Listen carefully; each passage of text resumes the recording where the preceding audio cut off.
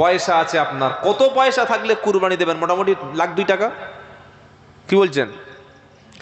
ঈদের দিন, ঈদুল আজহার আগ পর্যন্ত আপনার কাছে বর্তমান বাজার মূল্য যদি ওই 60-62 হাজার 70 হাজার মতো টাকা থাকে, ঋণ টিন দেনা পাওনা বাদ দিয়ে, যতটা টাকা থাকলে আপনার জাকাত ফরজ হয়, ওই রকম মাল যদি, সামান যদি আপনার কাছে থাকে, আপনি একটা কুরবানি দেবেন। বলি ইনশাআল্লাহ। ইনশাআল্লাহ বলেন। এক আনা দিতে পারলেও কজন পর্যন্ত দেয়া যায় বাবা? 6 জন, সর্বমোট 7 জন।